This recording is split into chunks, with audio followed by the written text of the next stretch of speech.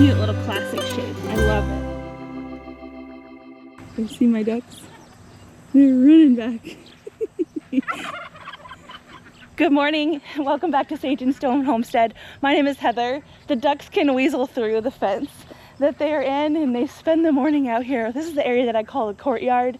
This will be an orchard area, hopefully as early as next year. I'm in kind of the planning phase and the cleanup phase of this space. We have some fruit trees in the front and we'll go look at those, but I have possibly a little bit of rain coming, so I think we're going to start inside the greenhouse so that we're under cover if we do get a little sprinkle. We have khaki Campbell ducks, and one of them has more orange on her legs.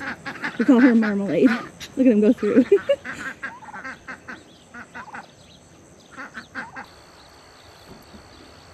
We've actually been in quite a bit of a heat wave the last week. It's been, feels like of 100 or more. Today the feels like is of 100, so it's gone down. Yesterday felt like 110.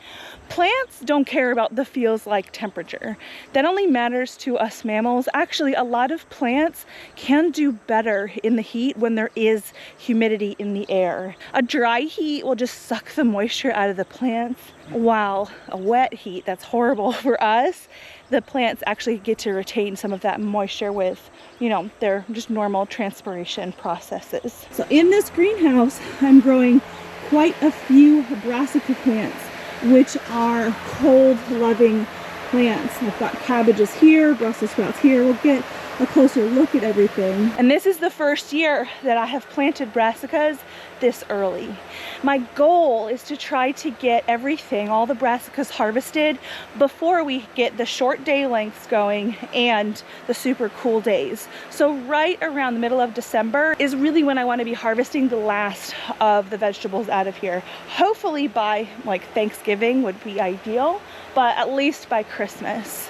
I am quite nervous about these high temperatures affecting the brassicas that I have. They thrive in low temperatures, but high temperatures can make them go to seed instead of form that center head that we eat. So this is an experiment. Looks like I may have a casualty over here. In the broccoli bed, this is the Green Magic hybrid broccoli. I have grown this in the heat before and it has done well, but something happened over here. Now, I will tell you guys that I'm pretty sure I have been overwatering, or at least had been overwatering. I amended these beds with a lot of clean outs from my barn, which was a lot of manure that kind of turned into a fine dust. And that holds actually quite a lot of moisture. I have not watered in here in quite some time, and that's not sopping wet or anything, but if this little guy was already kind of dealing with root rot, that might be the problem. And see? Pulled out really easily with the roots just kind of falling off into the ground. That's what happened here. That's my guess. Fear not though. I do have backups of this variety specifically because the Green Magic hybrid I know comes to maturity really, really fast. It's one of those things where I feel like if I don't have enough time for something like a cabbage or a different variety of cauliflower, I likely do have time for this. Actually, these plants are younger than all the other brassicas that I have in here by a few weeks, and honestly they're, you know, this big right now. This one genuinely might start its center head in a couple of weeks. So they grow really fast, and with my extras that I have, I'll be able to replace that plant there, and that'll be fine. Over here I've got Brussels sprouts. I have quite a few Brussels sprouts that I'm growing in here, and I did have some casualties. Any place you see something missing is likely from root rot. I have a lot of volunteer ground cherries coming up in the greenhouse, which, you know, I'm actually sort of surprised that this is the volunteer that's managing to come up through the mulch. Ground cherry seeds are so tiny, but they are the thing that's persevering, which is interesting and good. It's just they don't have time to produce, or I might let some of them go in some of these empty spaces. Even in the greenhouse, there's not enough time for these. This is not a heated greenhouse. But yeah, it's all ground cherries. And I guess a little grass. This bed here is a few cabbages. We've obviously got some space to fill in here, but the cabbages that have survived have really taken root and started to grow a lot above ground. I'm seeing just the tiniest bit of little tiny holes from bug pressure. Really not bad. It's not overtaking. That was the second thing besides the heat, bugs. is what I was worried about, taking these plants out this time of year. And so what I've been doing is picking off beetles when I've seen them, but honestly, the beetles seem to be a non-issue right now, knock on wood. But things like worms, grubs, cabbage, loopers, those are a problem. And so what I've been doing is coming through weekly with BT and spraying the plants, and that seems to be holding them off. The bugs have to eat a little bit of the BT in order to succumb. So you will see a little bit of holes in the leaves, but not enough to compromise the plant. Got more Brussels sprouts over here. These guys are pretty well shaded for a lot of the day, and then they get afternoon sun. So on this side of the greenhouse is the east. Sun comes up this way, sets in the west. And really all the beds see shade at some point during the day, which I think is going to be helpful in this heat. And that was part of the plan for the design of this greenhouse. We have what I like to call ultra full sun. That is not actually a thing, but full sun itself is only 6 to 8 hours of full direct sun every day. From sun up till sundown, this greenhouse gets sun on all of it. And so allowing some of the more heat tolerant plants like this Malabar spinach to be able to shade out maybe some of the less heat tolerant plants, it's a nice little relationship. The Malabar spinach, none of this I planted. This all volunteered from plants that I grew last year, and very likely we will have volunteer Malabar spinach on this trellis until the end of this greenhouse. And this is how that happens. Malabar spinach recently started putting out their flower spikes, which, you know, the flowers, they don't really open. They're the most interesting looking things. They're like little tiny jelly beans with this small little hole on the end. And the bees aren't really out right now, but they do love these little flowers. The wasps do too. And then when they're pollinated, we get these little seed pods right here. These ones are immature, but then as they mature, they turn purple like that. And I think there's at least one, maybe two seeds in these little berries, I guess. And you can eat these. The entire Malabar spinach plant is edible, although the vining part, it doesn't even cook down very well. It stays pretty fibrous and chewy. So I don't eat that part, but the leaves are delicious. Like, I take that back. They're not like the most succulent, amazing thing. They taste like spinach, but they are very good. The little fruits, even though they have a lot of color, let me pop one. Look at that. You would think, oh man, that must taste delicious. It doesn't. It tastes just like the leaves, so very spinachy, very green. Really, it doesn't taste fruity at all, but it's edible. And actually, some people use this as a dye. And I've been thinking about dyeing one of my rabbit furs with the Malabar spinach berries. Hang on, we've got a garden friend that wants our attention. And it's not a goat. Hi, Chloe. Are you eating salad this morning? Look what I brought you. There you go, sweetie. One of my goats really likes garden treats as well. I can't remember if he likes Malabar spinach or not, but Chloe does. Actually, in here too are some volunteer cucamelons. Now, I don't know how much they're really going to be able to take over, but that is what this is right here. I think the Malabar spinach is pretty well shading this out, but that's okay because I do have some cucamelons over here that do have plenty of access to sunlight. This was actually a volunteer as well. The plant actually started way down in that little corner there, and I thought that the cucumber beetles were going to take it out, but no, it has survived quite well and has actually started to put on its cucamelons pretty readily now. It got a little bit of a late start, but that's okay. It gets just as dense as that Malabar spinach. I don't know if this plant is going to be able to do that before it actually freezes in here, but it is producing now. My fingers are purple from that little berry, but see, little cucamelon. It doesn't really taste like a melon, but it does taste like a cucumber with just like the slightest hint of lemon. They're delicious. They're one of my favorite garden snacks. And when there's enough of them to harvest, my favorite thing to do with them is ferment them with a little bit of dill. So good. I have a video on that.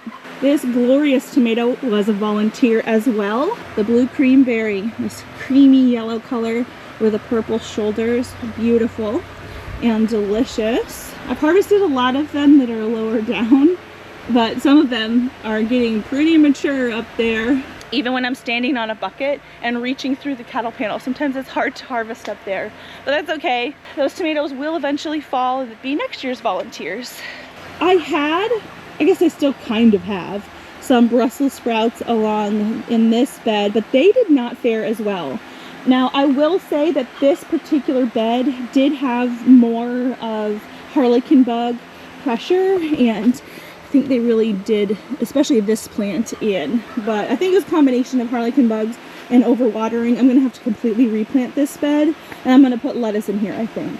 This bed here has a perennial brassica. When you look at the seeds online, you can see them listed as 9-star perennial broccoli and 9-star perennial cauliflower. I did have 8 plants in this bed, and now I only have 3. Likely from overwatering, but the ones that are left are doing pretty good. I stuck one in this container over here. This one is actually doing the best. And then I stuck another 9-star perennial broccoli over here in this grow bag. So even though I have lost half the plants that I started, that's why I started so many, so that we could at least have a few, and then I can use this spot for something else. I'm not sure if you're going to be able to hear it, but it is starting to sprinkle. So starting in here was a good call. The purple of Sicily cauliflower honestly has been doing the best. It hasn't been as affected by my overwatering, although this particular plant doesn't look super happy. Maybe it didn't get a good enough dose of the BT. This damage here could be a bug called thrips. I'm gonna try to talk over the rain. Sorry if that's annoying. This is the kind of damage where previously I would have blamed beetles, but I have a friend who gardens in Arizona. She deals with thrips really bad, and she was showing me some of the damage on her plants, and I was like, you know, I think I see that in my greenhouse. So she uses Captain Jack's dead bug to help combat the thrips, and I might pull some of that out today. I do have it. I think it's spinosad. There's a harlequin bug though. There's actually a couple of them right here. They're beautiful, but we don't want them. They cause big problems. I just squish them when I find them.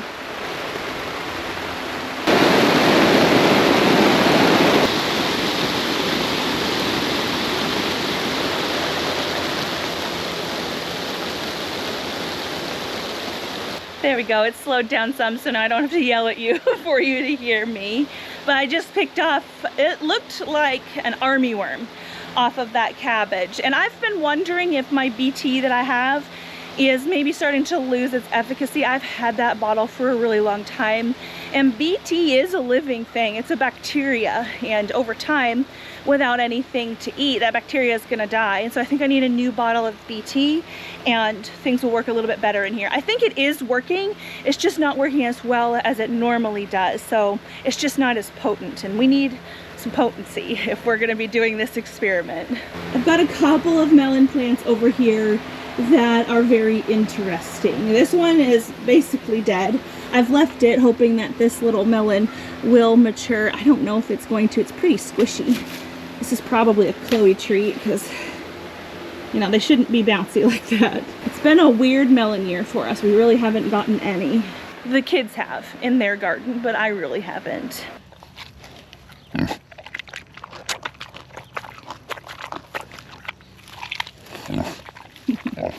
Over here it kind of looks like one melon plant, but I believe that there's actually 2 here. I think there's one there, and then there is another one here, and I can see that there's 2 different fruits. There's these oblong, strange looking things, kind of looks like that kajari that we just fed Chloe, and then these cute little round ones, which I think are a separate plant. You're not going to get one plant that puts on 2 different types of melons. So I'm pretty sure this is one, and this little round one is another. I don't see any big round ones. It's like those ones are just now starting to get pollinated. All of these seeds were from the same seed packet. I saved the seed from the same melon, but we had quite a lot of cross-pollination, which is not unusual in my garden. We have a very heavy pollinator presence, which is a blessing, but it makes it hard to save back seed and get something that is true to seed. Even with heirlooms, we have a lot of cross-pollinating. And I'm pretty sure that this is a kajari that crossed with an Armenian cucumber. An Armenian cucumber is actually a melon, and so they would cross. That is what that looks like to me, and this is hopefully what I'm looking for. The melon that I saved the seed from was a kajari melon, which is what we fed Chloe. But when I planted it the next year, something different came up. It looked kind of like a kajari, but it had orange flesh on the inside, which kajaris are like a greenish yellow on the inside, and it tasted like a cantaloupe. So I had grown a variety of melon called the Charente melon next to my kajaris that year, and they crossed and made this beautiful melon, delicious. And I was trying to save the seed back so that we could keep enjoying that melon, but it's been very difficult, especially when we've got obviously some other kind of pollen in there as well. So I don't know, that could end up being what I'm looking for, but I don't know. We're just gonna have to wait and see. I have no idea why I almost pass this squash every time we are in here. We'll go to the other side so we can see it a little bit better. But this is the mashed potato squash, and they are producing, but not very many. So there's this one plant here that's growing pretty well, and I think, so we've got 1, 2, looks like there's a little squash bug right here. Come here. 3, 4, 5 on that plant. This is a hybrid, and the seed packet does say you'll get 3 to 4 squash per plant. For how big these squash grow, that feels like not very many fruit. So I feel like it takes up a lot of garden space for very little return. This is my first year growing it, and I am, oh my gosh, look at all the squash bugs. It does seem pretty squash bug resistant, which is important in a lot of areas. I haven't actually come through and torched the squash bugs in probably a couple weeks actually. But yeah, they're just not huge squash, and the plant is pretty darn big. There's 2 and then maybe 1 other squash way up there, and that's it for this plant. And I think this one has 1 squash on it. Right there, that's all. So yeah, they may be delicious. I will report back, but I don't know if I'm gonna use the garden space up in future years for something like this. For this same amount of space, I could get a lot of spaghetti squash, and I've done that before in this exact spot. I did stick a couple brassica plants over here. I think that they might be getting a little bit too much shade. I also didn't amend this before I planted those brassicas in, and I haven't amended since really early in springtime. This squash is not the first thing to grow in this space. I had pak choy and broccoli rabe here, and these guys could just need a little bit of nutrition scratched in, but they also could be a little bit extra shaded out being underneath the leaves, because this broccoli here is the same age as this broccoli, so something is different. This kale bed is doing well. I worried a little bit that I was overwatering in here, but this particular bed had been super dry. It's also really deep. All of these beds are sitting on clay, and the clay sometimes can sort of act like a solid bottom to the beds and help. It's sort of a blessing sometimes, but it can be a curse. The beds can retain a little bit of moisture because that clay kind of stops the water from flowing through, but this bed is deep enough where that's less of a problem, and the kale are doing awesome. The harlequin bugs normally really like the kale plants, but it looks like they're leaving them alone. I should knock on wood again. I had a couple extra sweet potato plants that I set in here, and they are doing well. I want them to kind of cascade out this way with their foliage. I think it's sprinkling a little, but I have a GoPro, and the GoPro can handle it to a point. So we'll come out here and look at my next garden space, which has been mowed, but we didn't weed whack, so it's a little bit chaotic over here. Chloe's like, do you have more snacks? Not right now. I guess the garden spaces are going to be getting a little bit more chaotic as we go on, so prepare yourself for that. But there's actually 13 grow bags here with square trellises, and all of the grow bags have sweet potatoes. And I was waiting for this. This is the first morning that I have noticed the flowers on the sweet potato. Can you tell they're part of the Morning Glory family? Because they are. We purchased the sweet potatoes locally. The Amish grow a like classic orange sweet potato, and then they grow a white one, which is a really lovely flavor. They taste totally different, the yellow and the white.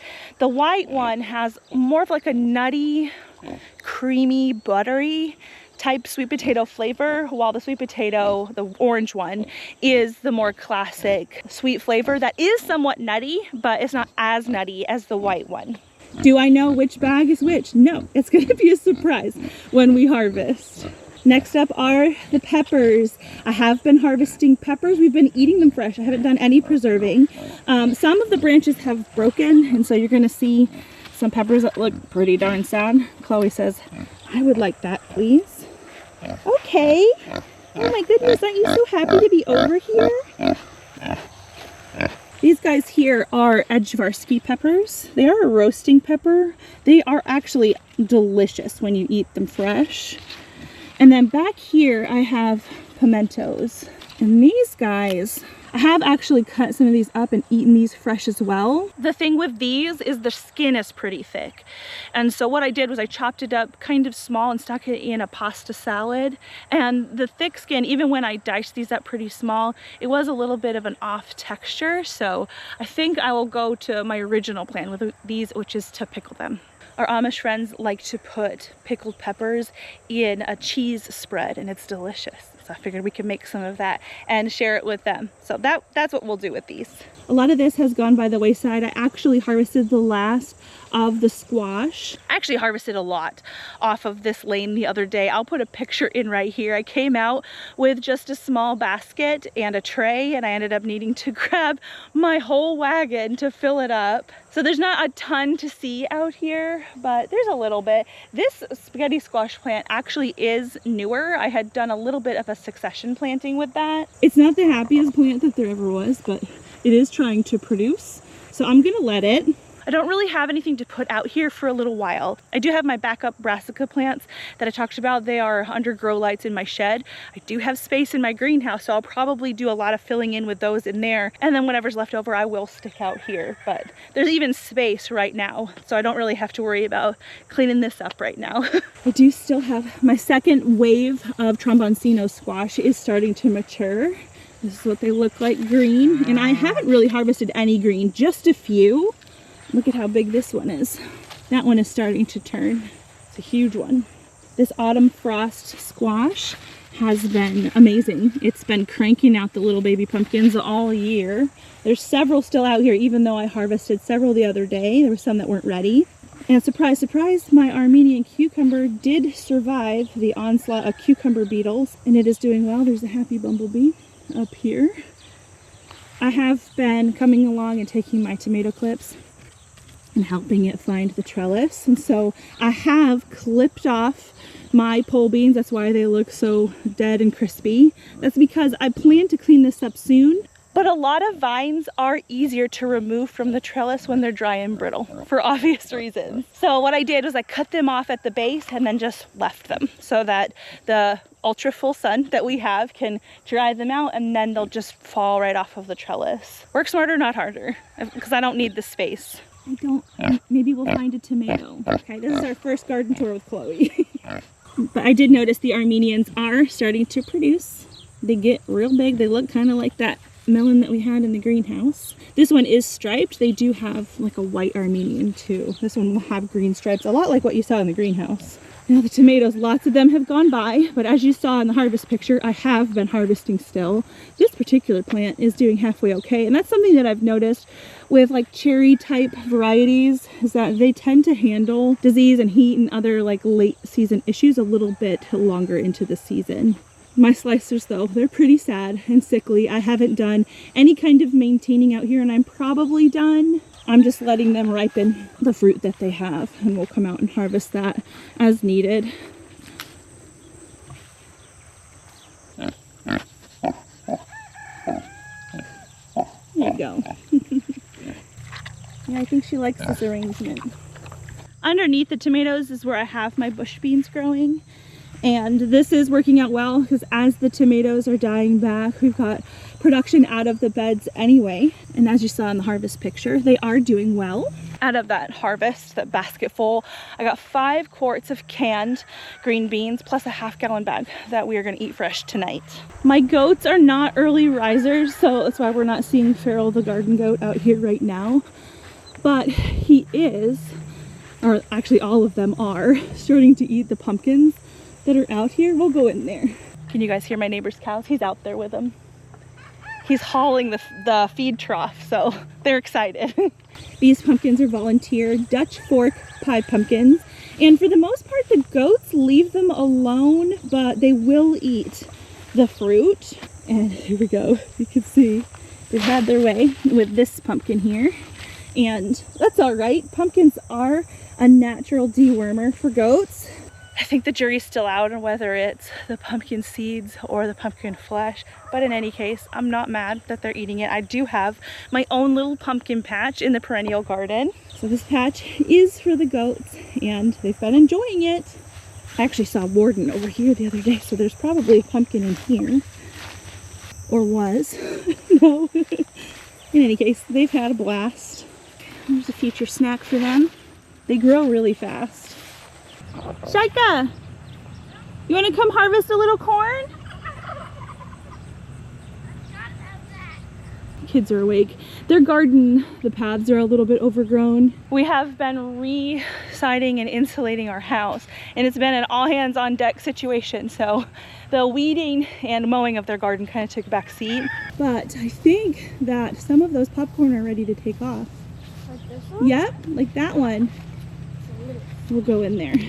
They have birdhouse gourd that volunteered on either side of their archway, and it just yesterday came together in the middle, and so this is going to fill out so nicely and be gorgeous. This is something that we did not plan. I actually tried to plant a couple things at the base of this trellis and it wouldn't take, so very nice that we get so many volunteers. There's a weird bug on your popcorn. Let's come look at it. We had a little bit of bird pressure. We had someone give us the best tip to put a sock over the ear to keep birds off of them. And I told him, Shaika, go put socks on the ears of corn. And he never did, but then we stopped noticing the birds. It's like they decided they didn't like this corn anymore. Ooh. It's like a type of bee. That is a type of bee. Oh, she looks like she's just now waking up. We can leave her there. Yeah, I was about to grab over there to look around it, but... Oh, there she goes. It's okay. She's not going to hurt you. I thought she was going to get scared. It might be where some of this is salvageable. See, the birds only got the ends, and they might have given up because these are hard. I think you can use that. We just won't take this part, but look at the popcorn in there, buddy. So I guess we could pick all of those. We could. You want to go get my harvest basket? It's under the green. It's underneath the carport. He had one stalk in here that was strawberry popcorn, and he's already pulled those inside. Yeah, make sure you let him pick you. You've had your day with your corn. That is a praying mantis. Oh, yeah. Maybe she's wondering where that bee went. Those are good. These are all good bugs, guys.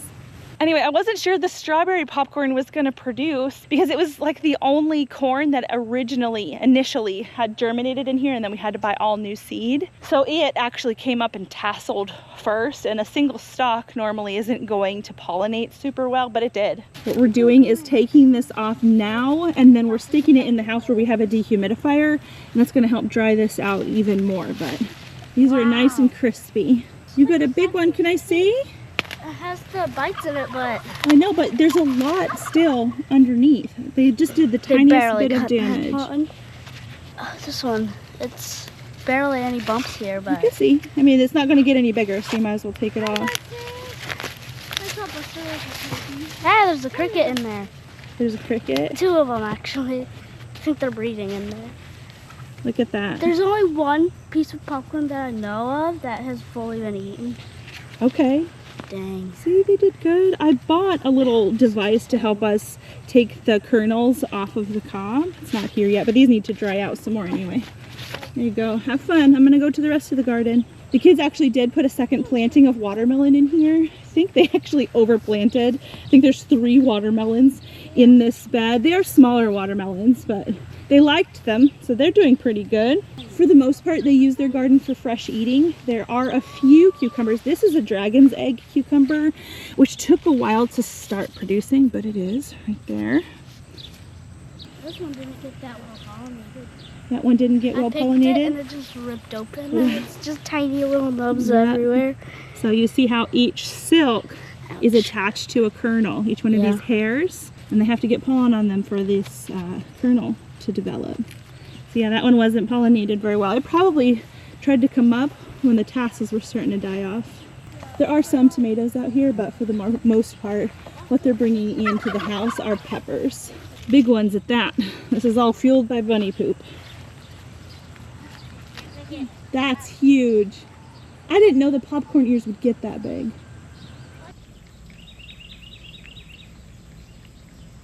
Last but certainly not least is my neglected perennial garden. It looks crazy, especially from this side, but you can see I do have my own pumpkin patch over here.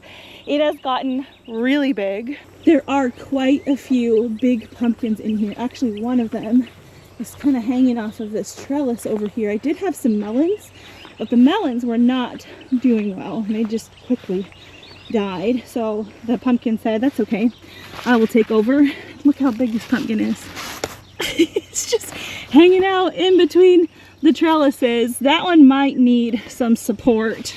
There's quite a few pumpkins in here. I've seen them as the vine's growing, but it's going to be kind of like an Easter egg hunt when it comes time to harvest. They're going to mature to a nice creamy orange and they'll be easier to see. Let's see, here's one on the end.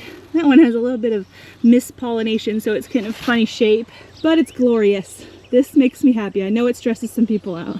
Not me. The archway has been absolutely taken over with all the things. There's tomatoes, there's birdhouse gourds, there are passion flowers, and there's some bindweed, which yeah, is not ideal, but it's here. I just walked through a spider web. But see the birdhouse gourd? This all volunteered as well. The kids are really excited about these. They've already making plans for the art projects that they're going to do this winter. I have not noticed any fruit forming on the passion fruit. Passion vine does need a genetically different passion vine in order to pollinate. It's not self-pollinating. We do have wild passion vine around here, but I feel like the bees aren't necessarily making it from where that is over to mine.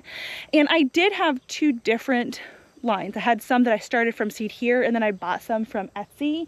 This is the Etsy plant right here, and the plant that I started from seed was over here, but unfortunately I think I killed it. I let the weeds just kind of take over it and it got shaded out. As far as I know, it does not exist here anymore. The passion flowers are beautiful, but they tend to not open first thing. This will be open later, but it's not open right now. But did you see right next to it there was a spent flower that just fell off? There's no fruit forming. So I'll have to get a different plant from a different Etsy store or start some more seed if I can find any more wild maypops. The ones that I've seen, the goats have eaten, so they're not really producing either. This here is the other side of the pumpkin patch. It has really spanned quite a lot. I think there's only 3 pumpkin plants. There's one here, there's one on that edge of the garden, and there's one in that orange bed. And as you can see, the pumpkins are going up the grape trellis, and so we are probably going to have to make some cradles for some pumpkins. Yeah, there's a big pumpkin right there that's growing up off of the ground. I don't have my boots on, so I'm not going to go in there right now. But I'm probably going to have to make some melon cradles or some pumpkin cradles in this case. There's another creator who does garden content. Her name is Brie Ellis. She grows in Kansas, and she just put out a video where she hand makes macrame, like melon and pumpkin hammocks, so that you can relieve the pressure off of the vine and hang the weight of the pumpkin on the trellis itself. I plan on making a few of those. It looks like I'm going to need to, so I'll link that video for you guys. There are quite a few pumpkins on the ground though. That one is a cute little classic shape. I love it. As far as I've been able to tell, the muscadine grapes are not ready. They are green and very firm, and so we're just letting them hang out. It's going to be interesting harvesting these this year. I'm going to have to hack my way in there probably. But the grapes that are over here have basically all been harvested, as much as I'm going to as far as preservation. There are still a few hanging out here or there. We'll probably eat these fresh. I don't know, I might have enough to where I can steam juice some more and set some aside to make jam with. Ooh, did you see that wasp fly away? I noticed that on this side, a lot of the grapes have been breaking down. There's been a lot of like bee and wasp pressure over here. So I've sort of been ignoring that and just sort of allowing them to have that, but I have been harvesting over here. and I've put up a lot of juice to make jelly later, and I actually did start a wine with these grapes. These are the Sunbelt grapes, and they come to maturity faster than the Carlos muscadines. They're so darn good. I'm so glad something like this grows so easily here. I had some people ask me, Heather, where did you get your Sunbelt grapes? Where can I get Sunbelt grapes?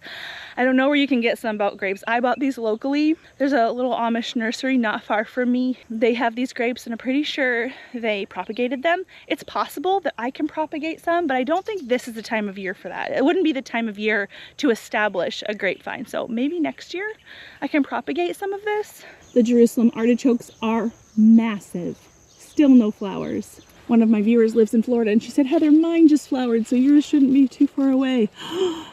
Oh boy, that's a bud. So yay, I think you're right. I think the other name for these are Mexican sunflowers. I grew these last year, but I had started them a little bit later in the year, and so I didn't get any flowers. This year I think we're going to get flowers as well as tubers. That's really what we grow them for, is the tuber. But the flower, I want to see it. Yeah, I think we're going to.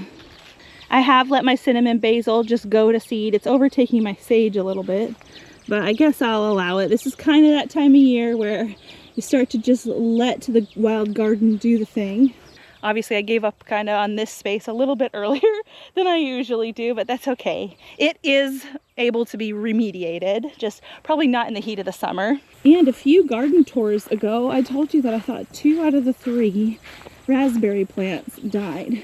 Well, they are the Lazarus raspberries, because lo and behold, looky there, the golden raspberry has come back to life. There's a red one here, and then the one on the other end is also red. This is the first year that they've been in the ground, and so ideally they'll create a nice little patch here. We'll see how they do through winter. This is kind of a low spot. I've had some people tell me that raspberries really don't like wet feet, so I might need to actually put them up in a bed. We'll see, or move them.